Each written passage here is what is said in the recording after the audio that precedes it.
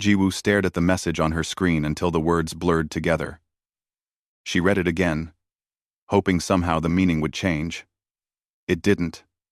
Her grandmother was gone. The research station felt smaller than ever. Outside her window, the purple jungle of Velcor Prime swayed in the evening wind. 2 moons hung low in the sky, casting strange shadows across the compound. She had been so excited to come here 6 months ago. First contact with the Shikari had happened only 2 years before, and she was one of the lucky few chosen to study their culture. A xenobiologist's dream assignment. Now she just wanted to go home, but home was 47 light-years away. Even if she left tomorrow, the funeral would be long over.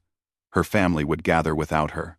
They would share stories about grandmother's terrible cooking and her wonderful garden. They would cry and laugh and hold each other. And Jiwoo would be here, alone on an alien world, staring at a screen.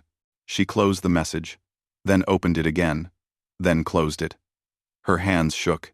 The Shikari were fascinating creatures. They stood nearly 8 feet tall, covered in sleek fur that ranged from deep gray to rust red. Their faces were sharp and predatory, with large golden eyes and rows of teeth designed for tearing meat. They had claws that could slice through metal. Every instinct in human evolution screamed that these were apex predators, dangerous and deadly. But they were also kind, intelligent, curious. They had built cities and ships. They wrote poetry. They loved their children fiercely. In many ways, they reminded Jiwoo of humans, except humans could cry without their whole face aching. Jiwoo felt the tears coming and tried to stop them. She was a professional. She had protocols to follow. She should contact the station commander, Hyun-soo, and inform him of her family emergency. She should file the proper forms. She should be composed. Instead, she put her head down on her desk and sobbed. The sound came from somewhere deep inside her chest. Ugly, choking sounds that she would have been embarrassed about if anyone could hear. But her quarters were isolated. The other 2 humans on the station were in different sections. The Shikari respected privacy and would never intrude. She cried for her grandmother, who used to make her soup when she was sick. She cried for missing the funeral. She cried because she was so far from home, and suddenly that distance felt like a wound. She cried until her throat hurt, and her eyes burned, and she had no tears left. Then she just sat there, empty and exhausted. What Jiwoo didn't know was that she wasn't alone. Outside her window, 3 small shapes crouched in the shadows. They had been there for the past 20 minutes, perfectly still. The Shikari young were called cubs, though they looked nothing like Earth's bear cubs. These 3 were roughly equivalent to human 10-year-olds, though they were already 4 feet tall, with developing claws and sharp senses. Ren was the oldest by a few months. His fur was the color of rust, and he had a curious nature that often got him in trouble. He pressed closer to the window, his large ears swiveling forward. Talkie, smaller and gray, made a soft, distressed sound in her throat. The youngest, Voss, had his tail wrapped around himself in anxiety. They had come to watch the human again. The cubs were fascinated by Jiwoo. She moved differently than Shikari. Her face was so expressive. She made strange sounds when she talked, and she was studying them, which meant they felt justified in studying her back. But they had never seen a human do this before. "Is she hurt?" Talkie whispered in their language. Her claws flexed nervously against the metal wall. "I don't smell blood," Ren replied. His hearing was the sharpest of the 3. He had heard every sound Jiwoo made, and it disturbed him deeply. In Shikari culture, those sounds meant pain. They meant distress. They meant a pack member needed help. "Why is water coming from her eyes?" Voss asked. He had seen this once before, when Jiwoo had laughed very hard at something. But that had been different. That water had been accompanied by happy sounds. This was clearly not happy. "I think she's calling for her pack," Ren said slowly. He understood more human language than the others. He had been listening carefully during Ji-woo's lessons. Something about her grandmother. The three cubs looked at each other. Elders were important in Shikari society. If something had happened to Ji-woo's grandmother, that would explain the distress sounds. Should we get the adults? Talkie suggested. Ren considered this. But adult Shikari always made everything complicated. They would ask questions. They would want to follow protocols. They would probably prevent the cubs from helping directly. And right now, watching Ji-woo's shoulders shake with silent sobs, Ren knew waiting wasn't an option. We should help her, he said firmly. How? Voss's tail twitched. We're not her pack. We're not even her species. Doesn't matter. Ren stood up. She's alone and in distress. That's what matters. It was true. The Shikari had a strong instinct about pack bonds. Even though humans were strange and small and had no proper claws, Ji-woo had been living among them for months. She studied their cubs. She spoke to them gently. She had even attended a bonding feast with several families. In Shikari thinking, that made her part of the community. And community members didn't suffer alone. What can we do? Talkie asked. We're just cubs. Ren thought about this. When he was very small and had nightmares, his mother would bring him soft things to sleep with. His father would bring him his favorite foods. His older sister would stay nearby so he wasn't alone. These things helped. These things showed care. We bring her comfort items, Ren decided. Things that will help. What kind of things? Voss was already looking around, his young mind racing. Soft things, Ren said. And food. Humans like food. Ji-woo is always excited about the earth snacks in the commissary. I saw a very soft cushion in the medical area, Talkie offered. The human doctor uses it. Perfect. Ren's eyes gleamed. We'll bring that. Won't we get in trouble? Voss worried. He was often the voice of caution. Ren looked back at the window. Ji-woo had lifted her head. Her face was wet and blotchy. She looked small and sad and very, very alone. Something in Ren's chest tightened. It was the same feeling he got when he saw a pack member injured or scared. Maybe, he admitted. But it's the right thing to do. The three cubs slipped away from the window, moving silently through the station's corridors. They had explored every inch of this place over the past months. They knew which vents were large enough to crawl through. They knew which doors had faulty locks. They knew where everything was stored. Behind them, Ji-woo finally stood up. She washed her face in the small sink. She looked at herself in the mirror and barely recognized the puffy-eyed person staring back. She needed to sleep. Tomorrow she would contact Hyun-soo. Tomorrow she would figure out what to do. Tomorrow she would be professional again. Tonight, she was just a woman who missed her grandmother. She climbed into bed without changing clothes. The station hummed quietly around her. Outside, the jungle made strange music. She closed her eyes and tried not to think about funeral services happening 47 light-years away. In the corridors, three small predators began their mission of comfort. They didn't know if it would help. They didn't know if humans even understood the gesture, but they knew what their instincts told them, what their culture had taught them. Pack takes care of pack. Always. Ji-woo woke to the sound of something scraping against her door. She lay still for a moment, disoriented. The two moons of Velcor Prime cast purple light through her window. What time was it? She checked her clock. 4 a.m, station time. The scraping came again. Then silence. She sat up slowly. Her head ached from crying. Her eyes felt swollen. For a moment, she had forgotten about her grandmother, and then the memory crashed back, and her chest hurt all over again. The scraping didn't repeat. Probably just the station settling. Or a cleaning drone. She should go back to sleep, but something made her get up. She padded to the door in bare feet and pressed the open button. The corridor was empty. The lights were dimmed for night cycle. Nothing moved. Then she looked down. A pile of objects sat directly in front of her door. Ji-woo blinked, wondering if she was still asleep.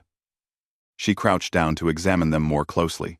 There was a piece of metal, roughly the size of her hand. It had been polished until it shone. Next to it sat 3 fruits that she recognized from the station's greenhouse. They were native shikari fruits, safe for humans to eat. One of them had small bite marks in it. A data pad lay beside the fruits. Ji-woo picked it up, and her eyes widened. This was a personal pad. She recognized the case. It belonged to Hyun-soo, the station commander. What was it doing outside her door? But the strangest item was a pillow.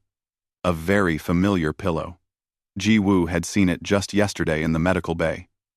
It was specially made, filled with some kind of foam that stayed cool. The inventory tag was still attached to it. Someone had stolen a pillow from the medical bay and left it at her door. Ji-woo gathered all the items and brought them inside. She set them on her desk and stared at them. This made no sense. Who would leave her random objects? And why? She examined the pillow more closely. There, on the edge, were small marks. Claw marks. And when she brought it closer to her face, she caught a scent. Musky and warm. She had smelled it before during her research. It was the scent of young shikari. Ji-woo sat down heavily. The cubs? But why would the cubs leave her things? She thought back to her training. Young shikari were curious and playful. They liked to collect shiny objects, but this seemed like more than simple play. This seemed deliberate. She picked up one of the fruits and turned it over. The bite marks were small. Definitely from a cub. She found herself smiling despite her sadness. Had they tasted it first, to make sure it was good? The data pad bothered her, though. She should return it to Hyun-soo immediately. But it was 4 in the morning. She set it aside and decided to deal with it after she got a few more hours of sleep. She kept the pillow. When Ji-woo woke again, the purple light had turned golden. Day cycle on Velcor Prime. She felt marginally better, though the grief still sat heavy in her chest. She needed to contact Hyun-soo about her grandmother. She needed to request leave, even if she couldn't make it back in time. She needed to function. But first, she needed to return a stolen datapad. She found Hyun-soo in the command center, reviewing supply reports. He was a tall man with gray hair and kind eyes. He had been on Velcor Prime for 3 years and knew the shikari better than any other human. Ji-woo, he greeted her, then frowned. Are you all right? You look tired. I received some bad news yesterday, she said quietly. My grandmother passed away. Hyun-soo's expression softened immediately. I'm so sorry. Do you need to request leave? I'd like to, but I know I can't make it back in time for the funeral. Request it anyway. Take the next transport. Your family needs you, and you need them. We can manage here. Ji-woo felt tears threatening again and pushed them back. Thank you. I'll file the paperwork today, but I wanted to return this first. She held out his datapad. I found it outside my door this morning. Hyun-soo took it, confused. Outside your door? I've been looking for this. I thought I left it in the lab. He examined it carefully. How did it get to your quarters? I think some cubs borrowed it, Ji-woo said. There were claw marks on a pillow that was left with it. Cubs? Hyun-soo raised his eyebrows. Left you gifts? I guess. There were fruits and a shiny piece of metal too. And the pillow was from Medical Bay. A strange expression crossed Hyun-soo's face. Understanding, mixed with something that might have been surprise. Did anything unusual happen yesterday? Around the time you received your news, Ji-woo felt her cheeks warm. I was upset. I was crying in my quarters. Hyun-soo nodded slowly.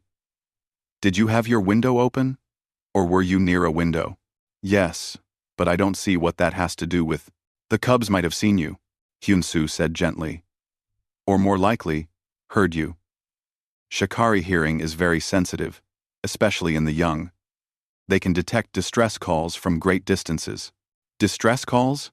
The sound someone makes when they're hurt, or frightened, or sad. Hyun-soo set his datapad down.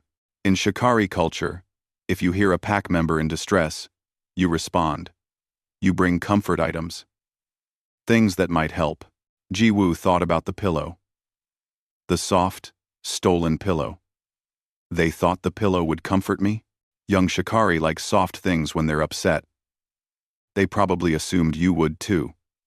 Hyun-soo smiled. And they were right, weren't they? Ji-woo realized she was still holding the pillow. She had carried it with her from her quarters without even thinking about it. I should return it to medical. Technically, yes. But if it helps you right now, keep it. I'll handle the inventory. Hyun-soo's eyes were kind. The cubs were trying to help in the only way they knew how. It's actually quite remarkable. They recognized emotional distress in an alien species and responded appropriately. They stole a pillow and your datapad, Ji-woo pointed out. Minor details. Hyun-soo waved a hand. The important part is the empathy. Cross-species empathy is rare. The fact that cubs demonstrated it naturally is significant. Ji-woo looked down at the pillow. 3 young predators had heard her crying and decided to help. They didn't know her well. She wasn't their species, but they had gathered things they thought would make her feel better and left them at her door. Her throat tightened with emotion again, but this time, it wasn't entirely grief. Where would these cubs be now? She asked. Probably in the learning center with the other young ones. Why? I should thank them. Is that appropriate? Hyun-soo smiled. Very appropriate. In fact, they're probably anxiously waiting to see if their gifts helped. Shikari cubs are remarkably concerned with doing things correctly. Ji-woo made her way to the learning center. It was a large open space where young Shikari gathered for education and play. When she entered, several small heads turned toward her. She spotted them immediately. 3 cubs, sitting together near the window. 1 rust-colored, 1 gray, and 1 with darker fur. They saw her. They saw the pillow in her arms. All 3 of them froze. Ji-woo walked over slowly. She knew to be careful around young Shikari. They were still learning to control their strength. Hello, she said softly. I wanted to say thank you. The rust-colored cub's ears perked forward. For the gifts, the fruits were delicious, and the shiny metal is very pretty, and this pillow, she hugged it slightly, is very comfortable. All 3 cubs relaxed. The gray one made a soft chirping sound. Ji-woo had heard that sound before in her research. It was a comfort sound, something Shikari made to soothe upset cubs. You were making distress sounds, the rust-colored one said. His human language was accented but clear. You did help, Ji-woo assured him. Very much. What are your names? I'm Ren. The rust-colored one said. This is Talki and Voss. I'm Ji-woo. And I'm very grateful for what you did. Voss, the smallest, tilted his head. Why was water coming from your eyes? Humans cry when they're very sad, Ji-woo explained. I received news that someone I love very much has died. All 3 cubs made sounds of distress. Died? Talki's tail drooped. That's very sad.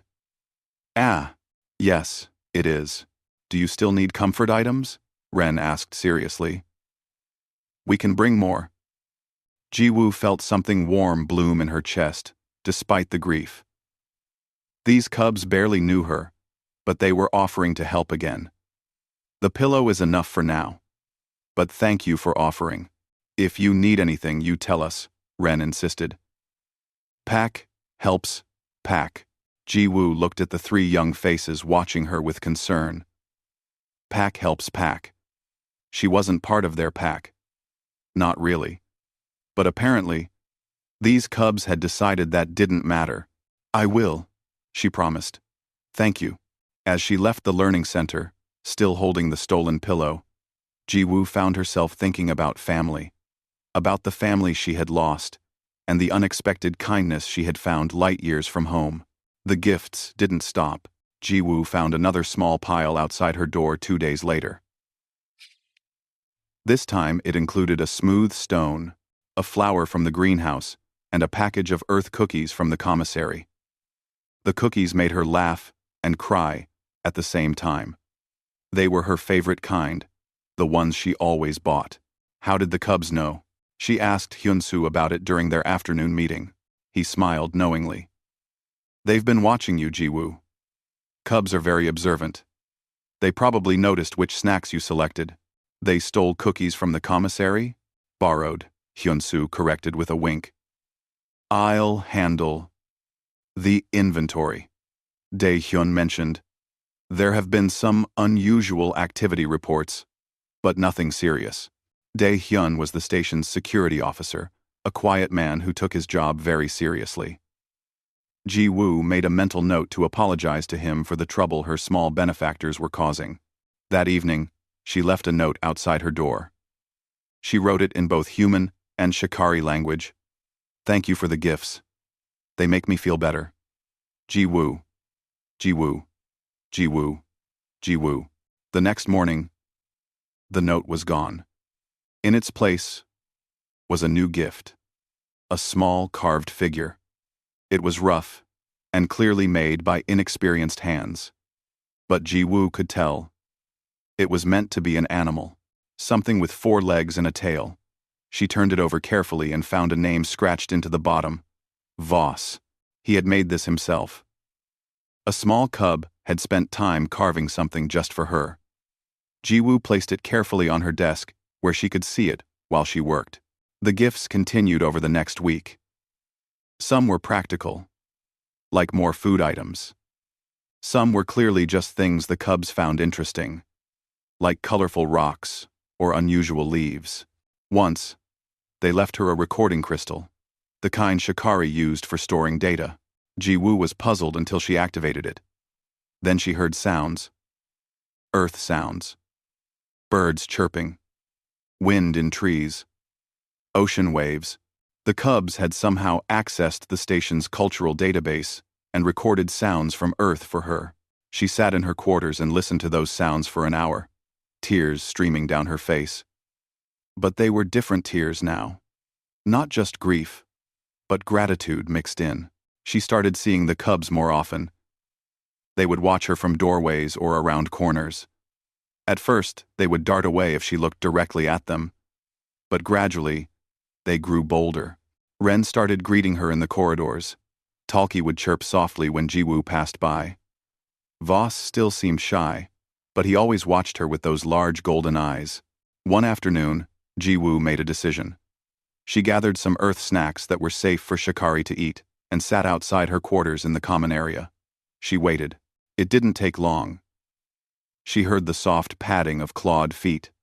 When she looked up, all 3 cubs were standing a few meters away, watching her cautiously. Hello, Ji-woo said. Would you like to share some food with me? The cubs looked at each other. Some silent communication passed between them. Then Ren stepped forward. You want to share food with us? Yes, you've shared with me. It's only fair. Sharing food was significant in Shikari culture. Ji-woo had learned this during her research. It was a bonding activity, a way of strengthening pack ties. She was taking a risk offering this, but it felt right. The cubs approached slowly. They settled on the floor around her, keeping a respectful distance. Ji-woo offered them dried fruit and crackers. They sniffed everything carefully before trying small bites. This is good, Talkie said, munching on a cracker. Different from our food. Earth food is very different, Ji-woo agreed. Just like, you're very different from humans. Does it make you sad that we're different? Voss asked quietly. Ji-woo considered the question. No. I think differences are interesting. I came here to learn about your people. We've been learning about you too, Ren admitted. We watch you work sometimes. You're always very careful with your notes. I want to understand Shikari cubs. How they grow and learn. What makes them happy? Or sad? What makes you sad? Talkie asked. Besides your elder dying? The directness of the question was very Shikari. They didn't dance around difficult topics. I'm sad because I miss my family. They're very far away. Under and slash. Remember. Under and slash. This. Weightedly. Weightedly. How far? Voss wanted to know. 47 light years. All three cubs made sounds of distress. In Shikari terms, that was impossibly far. You can never see them? Ren asked. I can, but it takes a very long time to travel, and messages take years to send back and forth. That's terrible, Talki said firmly. Pack should be together. Sometimes Pack can't be together, Jiwoo said softly. But that doesn't mean they stop caring about each other. Ren tilted his head. Is that why water came from your eyes? Because you care. But can't be together? Yes. Humans cry when they feel strong emotions. Not just sad emotions. Sometimes, happy ones too. That's very strange, Voss said, but not unkindly. We don't leak water. We howl when we're sad, and we bring comfort items to pack members who are distressed, Ren added. Did our gifts help? Very much, Jiwoo assured them. Especially the pillow and the sounds of earth. Those helped a lot. The cubs looked pleased. Their tails swished in contentment. I'm curious, Jiwoo said. How did you know to bring those things? Who taught you? No one taught us, Ren explained. It's instinct. When we hear distress, we feel it here. He placed a clawed hand on his chest. It feels wrong to ignore it, even though I'm not Shikari? Even though I'm alien to you? Talki looked confused by the question. You live here. You work with us. You eat with us sometimes. That makes you part of the community. Why would we ignore your distress? It was such a simple answer. Such a straightforward view of belonging. Jiwoo felt her throat tighten with emotion. These cubs had accepted her more easily than some humans accepted others of their own species. Your gifts have helped me very much, Jiwoo said. But they've also gotten you into trouble. Haven't they? The cubs looked at each other guiltily. Maybe a little, Ren admitted. The adult humans keep asking where things went. I should probably return the pillow, Jiwoo said. No, all three cubs said at once. You need it, Voss insisted. It's helping you. The human medical officer can get another one, Talki added. But you only have one, Jiwoo smiled. The security officer, Dae-hyun, he's not angry with you? He was confused at first, Ren said. But then the adults explained what we were doing. Now he's not angry. He even helped us find the earth sounds. Dae-hyun helped you? He showed us how to access the database properly, Ren explained. So we weren't just guessing at what sounds you might miss. Jiwoo made another mental note. She needed to thank Dae-hyun personally. He could have stopped the cubs. Instead, he had helped them be more effective in their mission of comfort. Over the next few days, their meetings became routine. Jiwoo would sit outside her quarters for an hour each evening. The cubs would join her. They would share food and talk. Sometimes they asked her questions about Earth. Sometimes she asked them about Shikari childhood. Sometimes they just sat together in comfortable silence. Jiwoo learned that Ren wanted to be an explorer like his father. Talki was fascinated by plants and growing things. Voss loved to make things with his hands, carving and building. They learned that Jiwoo had a younger brother who was training to be a doctor. That her grandmother had taught her to cook traditional Korean food. That she missed rain, real earth rain. Not the purple mist that fell on Velcor Prime. Maybe we could make it rain for you, Voss suggested one evening. I don't think you can make it rain, Jiwoo said gently. No, but we could make rain sounds, he persisted. We could hit metal with different-sized stones. It might sound like raindrops. Jiwoo was touched by the offer. That's very creative. But the recording you gave me has rain sounds. That's enough. Jiwoo was recording you gave me. Jiwoo was touched by the offer. Jiwoo was touched by the offer. That's enough. But that's old rain, Talki argued. We could make new rain. Rain that happens now. Jiwoo realized they were trying to give her something immediate, something present. The recordings were memories. They wanted to give her current comfort. Maybe we could try it sometime. She agreed. The cubs perked up, pleased at the prospect of a new project. Hyunsu stopped by her quarters one evening. I wanted to check how you're doing, and to tell you something interesting. What's that? The adult Shikari have been talking about you and the cubs. They're impressed. Impressed? Why? Because the cubs demonstrated advanced empathy by recognizing and responding to an alien's emotional distress. But more than that, they maintained their efforts over time. That shows commitment. In Shikari culture, that's very significant. I don't understand. Hyunsu smiled. The cubs have essentially claimed you as part of their pack group, and the adults are acknowledging it. You're not just a researcher here anymore, Jiwoo. You're becoming part of the community in a deeper way. Jiwoo thought about this. She had come to Velcor Prime to study the Shikari. She had never imagined she would become part of their world in such a personal way. 3 small predators had seen her cry and decided she needed help. And in helping her, they had given her something she didn't know she needed. A family away from family. Pack away from pack. Ji-woo was working on her research notes when the cubs arrived at their usual evening meeting time. She had set out snacks, as normal. Earth crackers, dried fruit, and some shikari grain cakes that she had learned to enjoy. But the cubs seemed distracted. Is something wrong? Ji-woo asked. Ren's ears kept swiveling toward the jungle outside. Talkie was unusually quiet. Even Voss seemed restless. We were talking today, Ren finally said. About comfort items. Yes? We've been bringing you things we think will help. Small things. But we were wondering. He paused, looking at the other 2 cubs for support. What do you miss most from Earth? Ji-woo thought about the question. I miss a lot of things. The way the air smells after rain. The sound of my brother's laugh. My grandmother's cooking.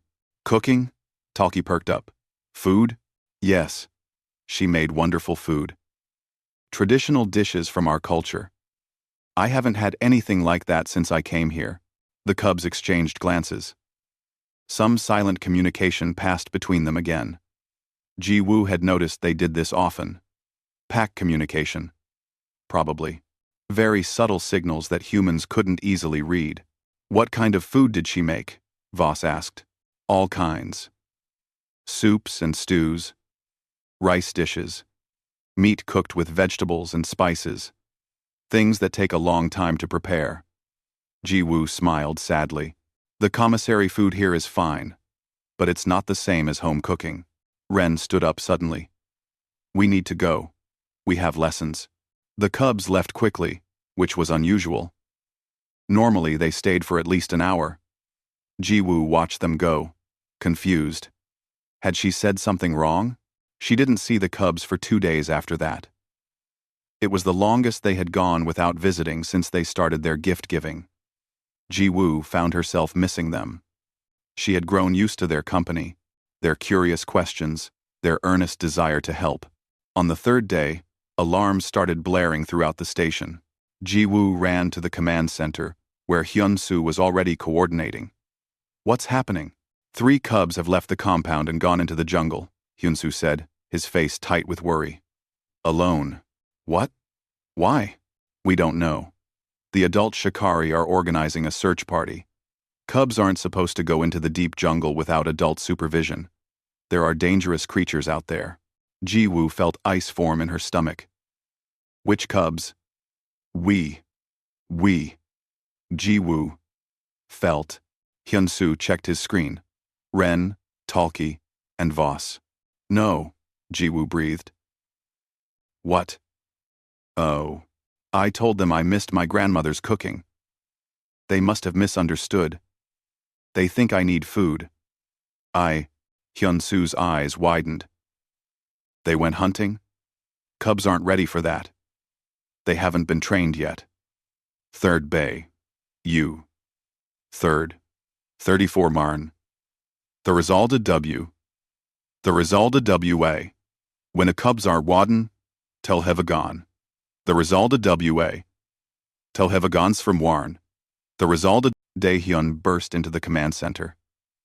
We've got a tracking signal. They're about 2 kilometers into the jungle, near the river bend. And they're not alone. The sensors are picking up a large creature nearby. What kind of creature? Hyun-soo demanded. A thrash beast. Adult size. Everyone in the room went silent. Ji-woo had learned about thrash beasts during her research. They were one of the apex predators of Velcor Prime. Massive, aggressive, and territorial. Even adult Shikari hunted them in groups with weapons. We need to get to them, Ji-woo said. The search party is already moving, Hyun-soo assured her. But it will take time. Time they might not have. Ji-woo felt panic rising. Those cubs had gone into danger because of her. Because they wanted to help her. Because pack helps pack. The next 20 minutes were the longest of Ji-woo's life. She waited in the command center, watching the tracking signals on the screen. The cubs' signals moved, slowly. The thrash beast's signal circled them. Then, suddenly, the signals separated. The thrash beast moved away quickly. The cubs started moving back toward the compound. What happened? Ji-woo asked. The search party reached them, Dae-hyun reported. The adults drove off the thrash beast. The cubs are safe. Ji-woo nearly collapsed with relief. Are they hurt? Getting that information now. Dae-hyun listened to his communicator. Minor scratches only. They're very lucky. Quote, Dae-hyun listen time. Dae-hyun listen time.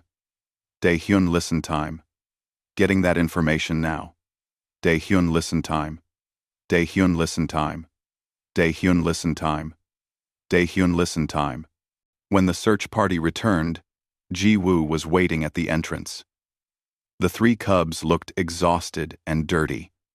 They had scratches on their arms and legs, but they were also dragging something behind them, a creature. Smaller than a thrash beast, but still large.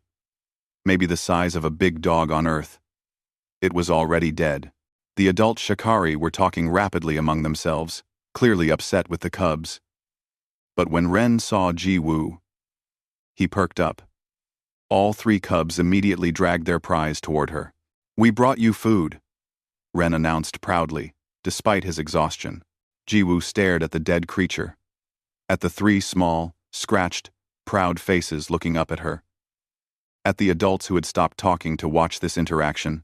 You went hunting for me? Ji-woo's voice came out as a whisper. You said you missed your elders' cooking, Talkie explained. You said you missed meat cooked with vegetables.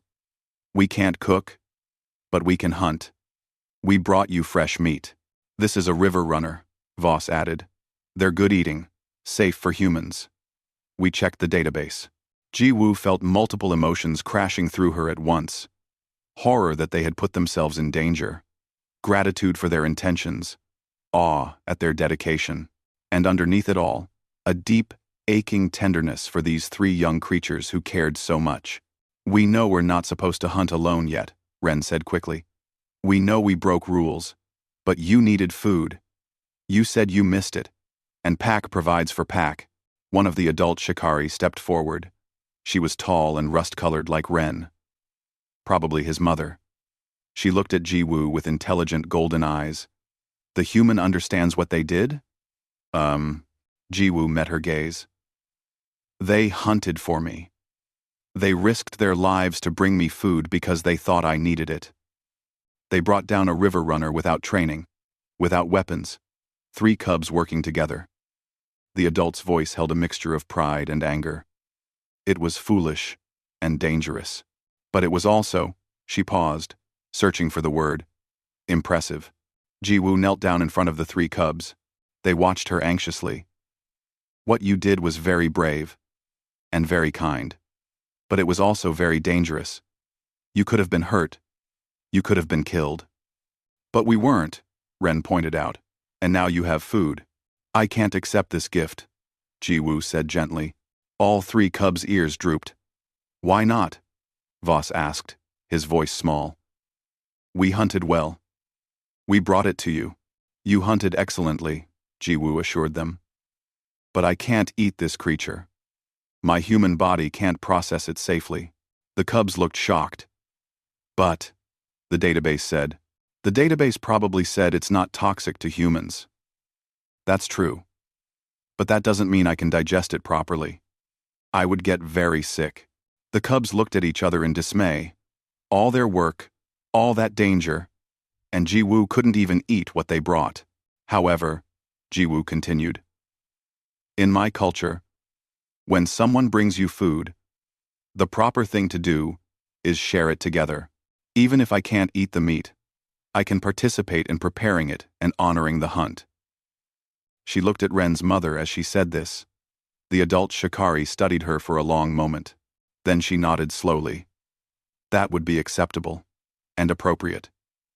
If the human wishes to honor their hunt, we will have a feast. The cubs brightened immediately. A feast?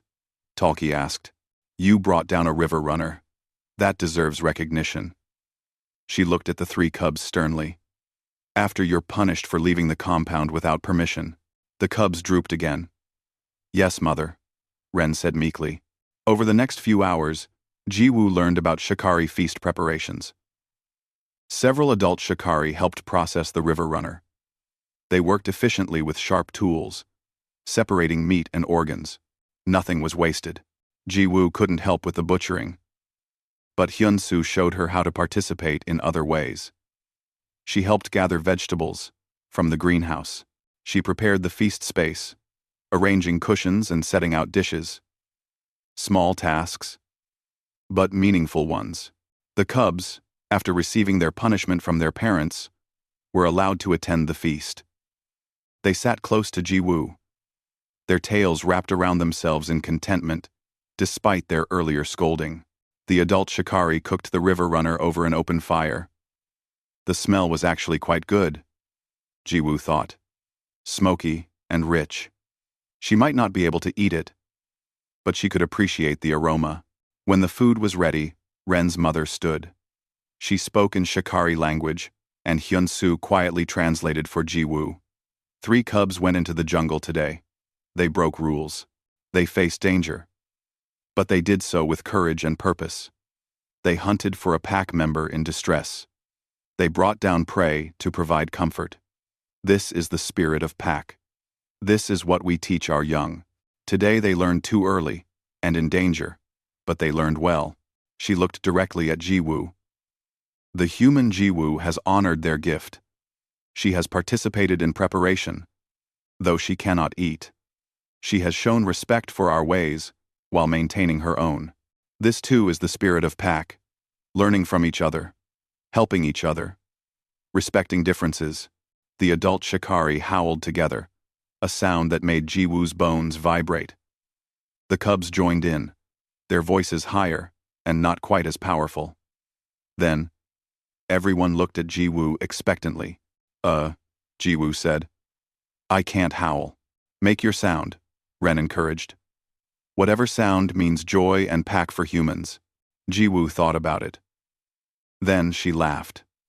Clear and bright. It wasn't a howl, but it was genuine. The Shikari seemed to accept it.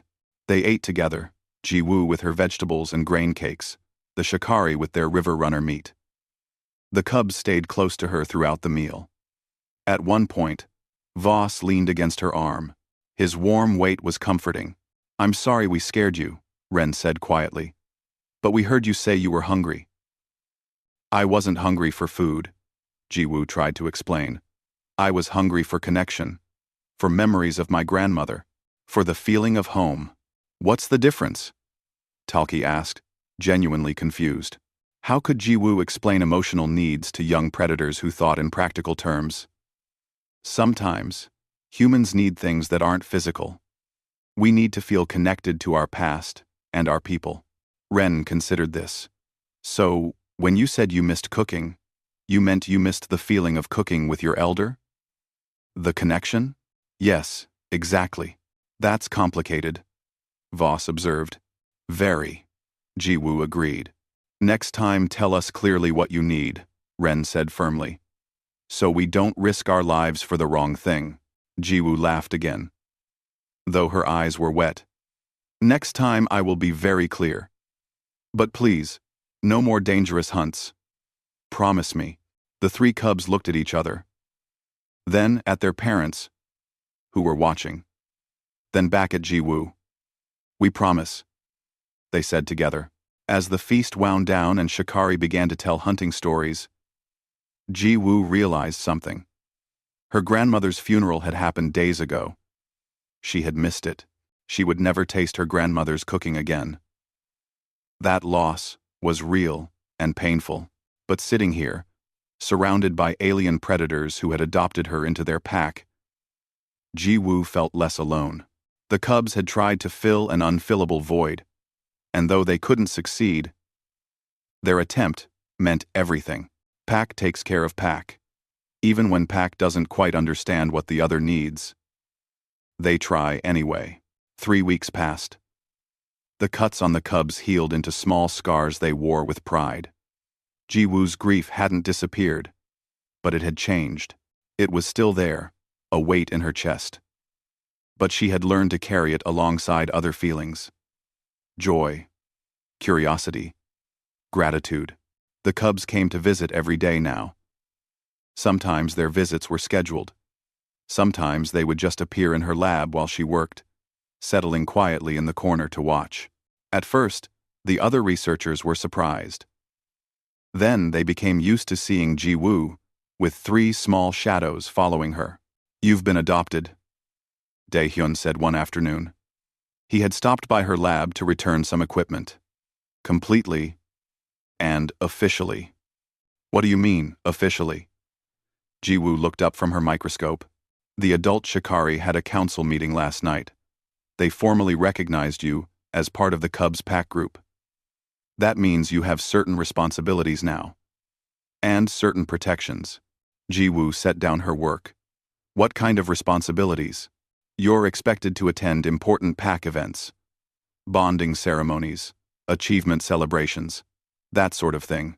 And if anything threatens the Cubs, you're expected to help defend them, if you're able. I'm not much of a fighter, Ji-woo pointed out. Dae-hyun smiled. They know that.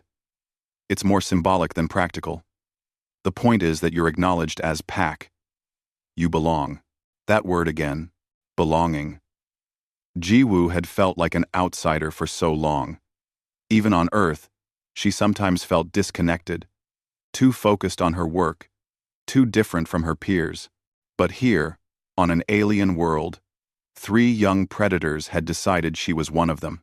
Does this mean I need to learn to howl? Ji-woo asked. Dae-hyun laughed. The cubs arrived shortly after Dae-hyun left. They had something with them. A small package wrapped in cloth. We made you something, Voss announced. For remembering.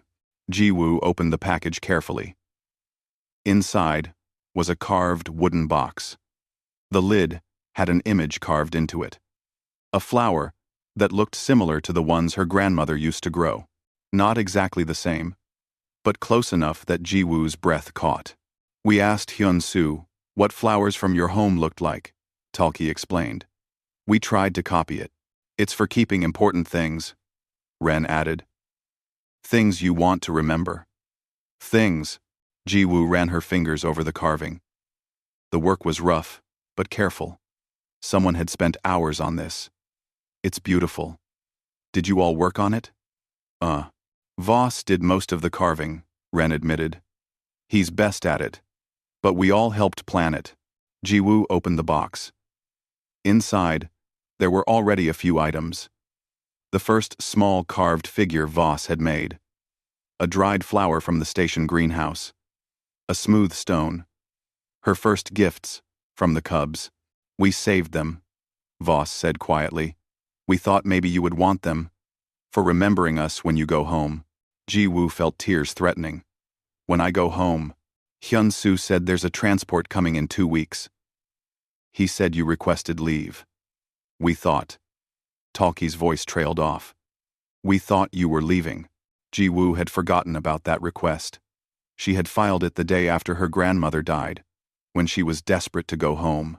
But now, sitting with 3 anxious cubs watching her, She realized something had changed. I did request leave, Jiwoo said slowly. But I don't think I'm going to take it. You're not leaving? Ren's ears perked forward. No.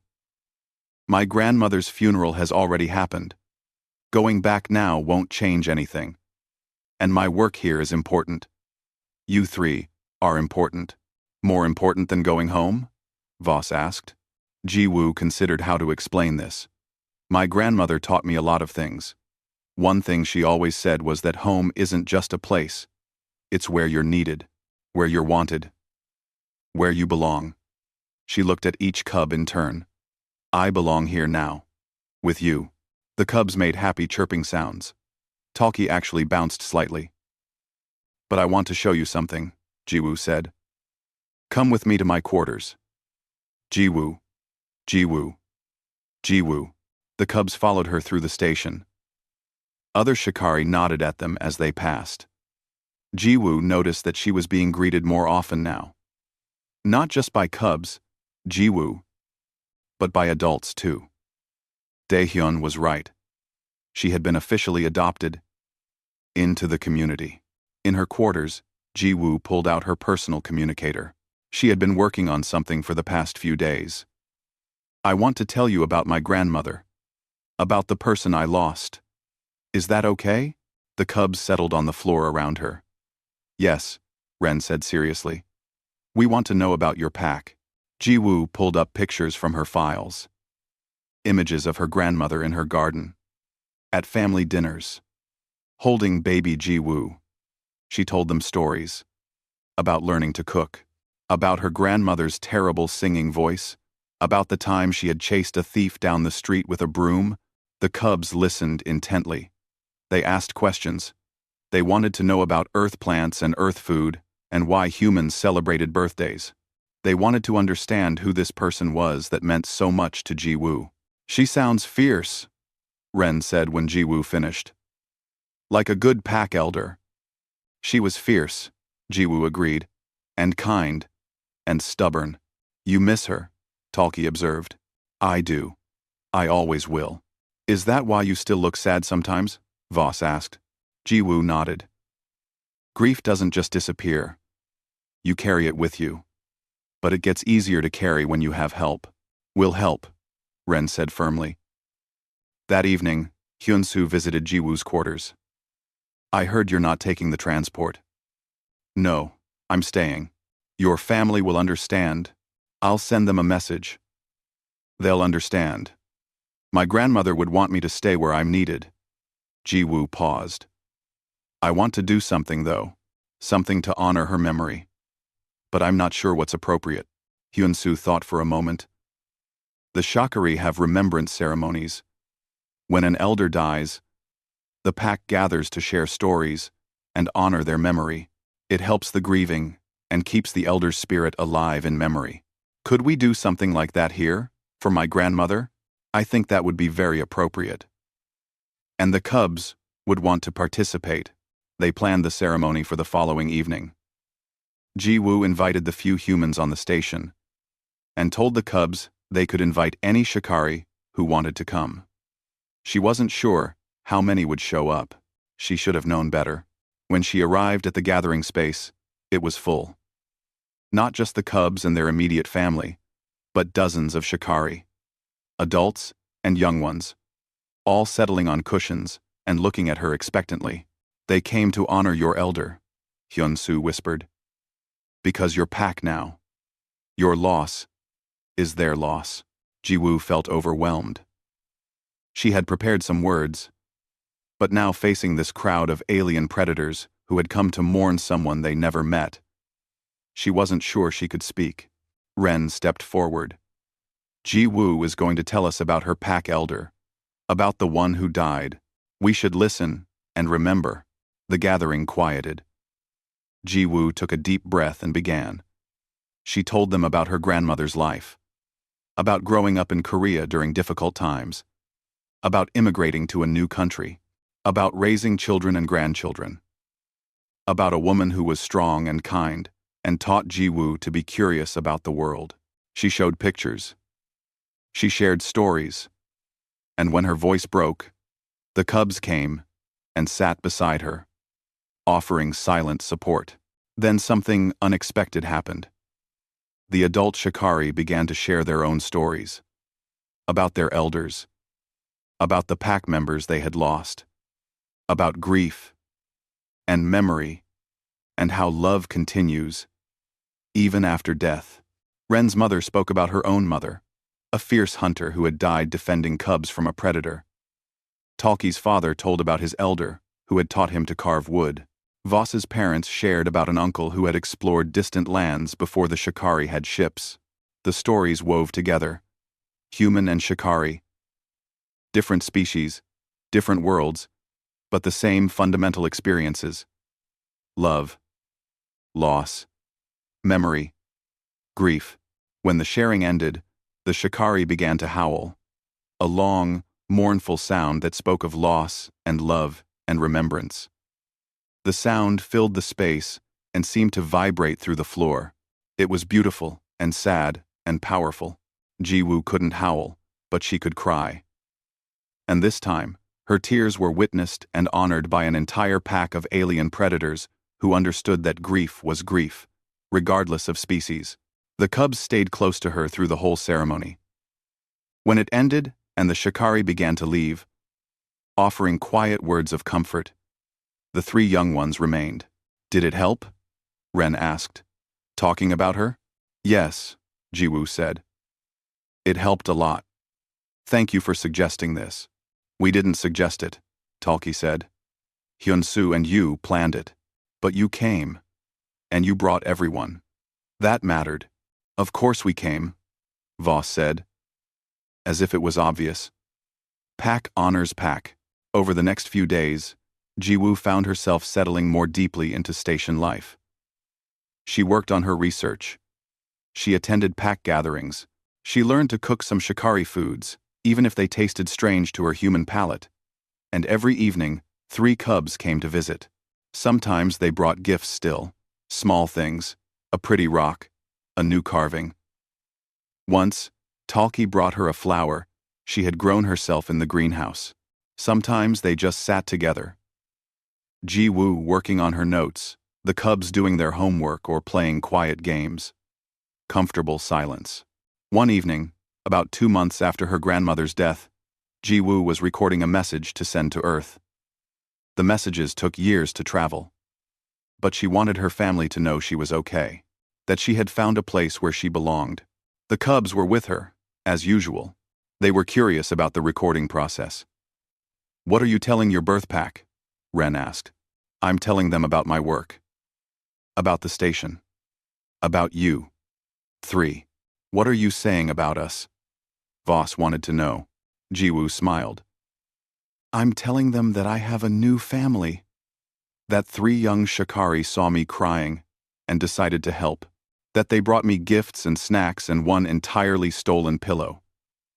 All 3 cubs made embarrassed sounds at that. I'm telling them that I've learned something important here. What's that? Talkie asked. That family isn't just about blood or species.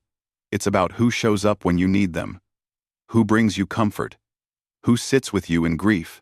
You 3 have been more family to me than some people I've known my whole life. So we're your pack now? Ren asked. Even though we're different? Especially because we're different. You've taught me that love and kindness can cross any boundary, even the boundary between species, even the distance between stars. Jiwoo turned back to her recording. The 3 cubs settled around her. Voss, clutching the now famous stolen pillow that had officially been reassigned to Jiwoo's quarters after much paperwork, she resumed her message.